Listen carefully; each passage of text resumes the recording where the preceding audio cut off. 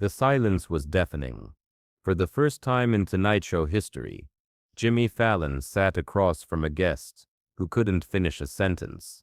Adele, the woman whose voice had moved millions, sat frozen in the guest chair, her hands trembling as she tried to explain why she hadn't sung in 8 months.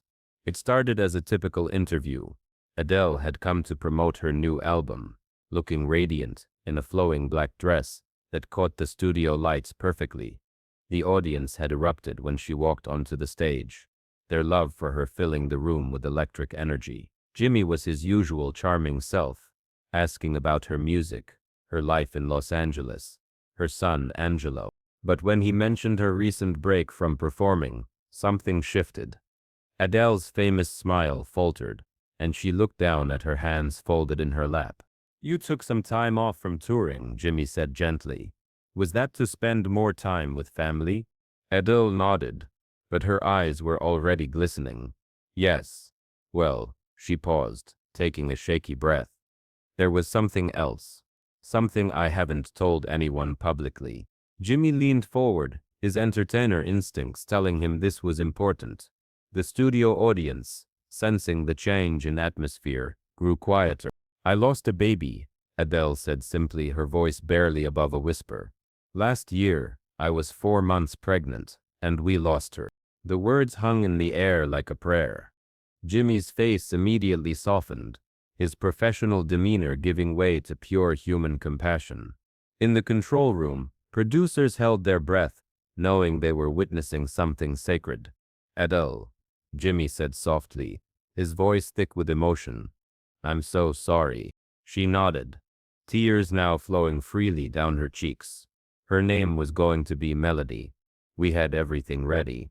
The nursery, the clothes, even, she paused, reaching into her purse and pulling out her phone. I had written her a lullaby. Jimmy's throat tightened. He'd been a father long enough to understand the weight of what she was sharing. "Would you like to talk about it?"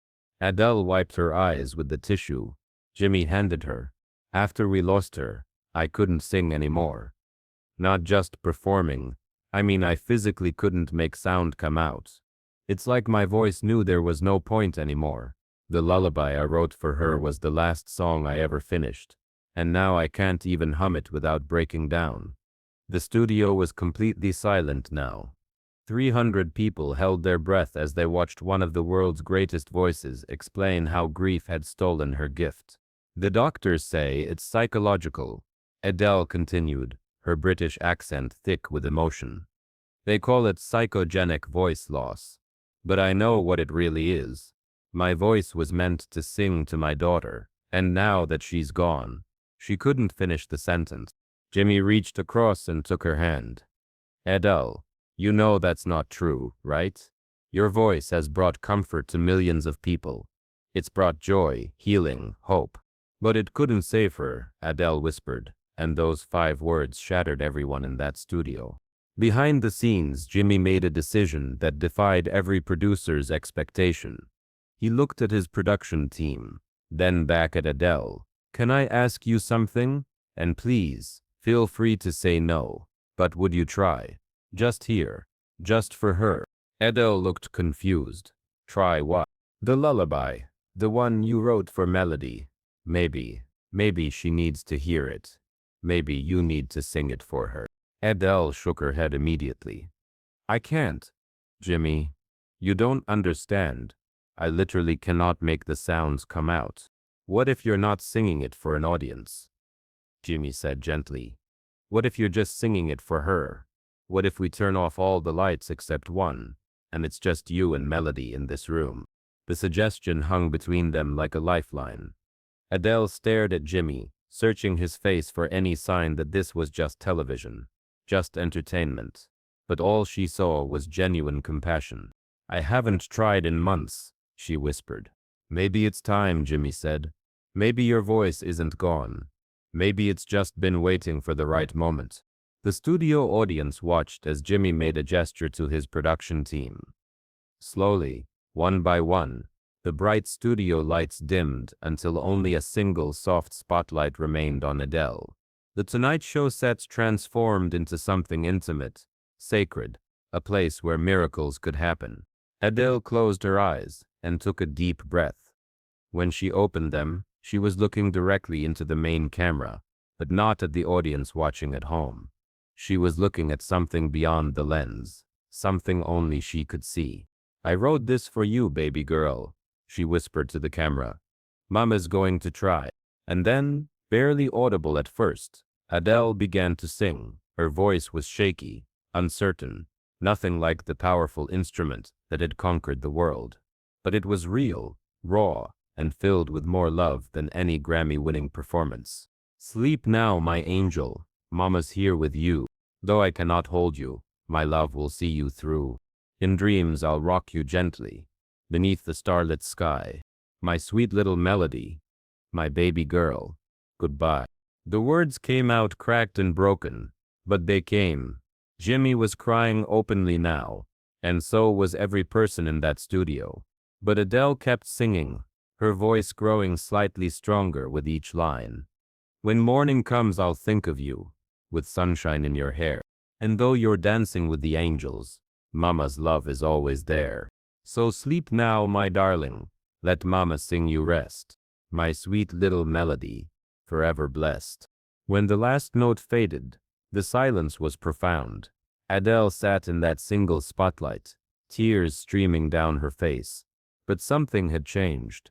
The weight that had been crushing her for months seemed lighter somehow. Jimmy walked over and knelt beside her chair, not caring about his expensive suit or the cameras still recording. "She heard that," he whispered. "Every single note." "I could feel her," Adele sobbed. "For the first time since we lost her, I could feel her listening." The audience began to applaud, but it wasn't the usual Tonight Show applause. It was gentle, reverent, the kind of recognition that honors something sacred. Many people were crying, understanding that they had just witnessed something far more important than entertainment. Jimmy helped Adele stand and pulled her into a hug that lasted far longer than any television embrace should. "Your voice isn't gone," he whispered in her ear. "It was just protecting your heart while it healed." In the weeks that followed, something beautiful happened.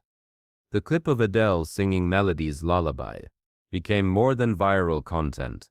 It became a source of healing for parents around the world who had experienced similar losses. The Tonight Show received thousands of letters from mothers and fathers who had lost children, thanking Adele for showing them that love doesn't end with goodbye. Adele slowly began singing again, starting with small acoustic sessions and eventually returning to the stage. But she always ended her concerts the same way, with Melody's lullaby, sung to an empty chair on the side of the stage. Jimmy kept that spotlight. The production team wanted to replace it with newer equipment, but he refused. "That's not just a light," he told them. "That's where miracles happen." The episode became the most watched Tonight Show in the program's history, not because of celebrity gossip or funny games, but because two people reminded the world that sometimes the most powerful performances happen when we sing through our tears. 6 months later, Adele sent Jimmy a handwritten note. It said simply, "Thank you for helping me find my voice again. It was hiding in my heart, wrapped in love for a little girl who taught me that some songs are too important to keep quiet." Melody heard her lullaby, and now the world can hear mine again. That Tuesday night in Studio 6B, surrounded by bright lights and cameras, something profound happened. A mother sang her daughter to sleep for the first time. A voice was reborn from ashes of grief, and millions of people learned that love really is stronger than loss. Because sometimes the most beautiful music comes from the most broken places. And sometimes a lullaby that stopped working is exactly what the world needs to hear. But the story didn't end when the cameras stopped rolling that night. As the studio audience filed out, many of them in tears, something extraordinary began to unfold. People didn't just go home and forget what they'd witnessed. They carried it with them. In the green room afterward, Adele sat quietly with Jimmy, both still processing what had happened. "I've performed at Wembley Stadium, at the Grammys, for royalty," she said, her voice hoarse from crying. But I've never felt anything like that. It was like she was really there. Jimmy nodded, understanding exactly what she meant.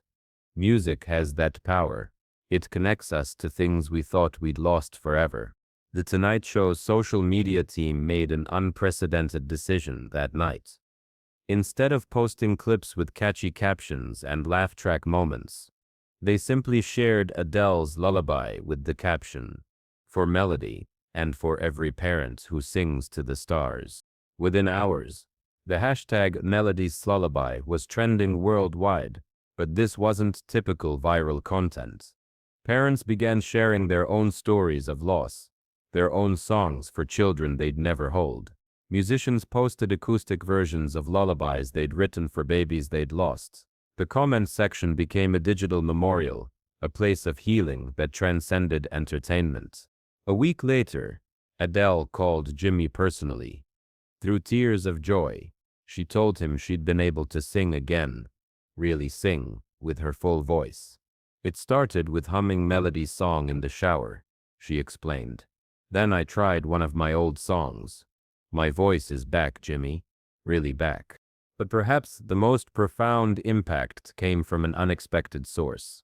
Children's hospitals across the country began receiving requests from parents who had seen the episode. Inspired by Adele's courage, mothers and fathers who had lost babies started visiting NICUs to sing lullabies to babies fighting for their lives. These impromptu concerts became known as Melody Circles, where grieving parents transformed their pain into hope for other families.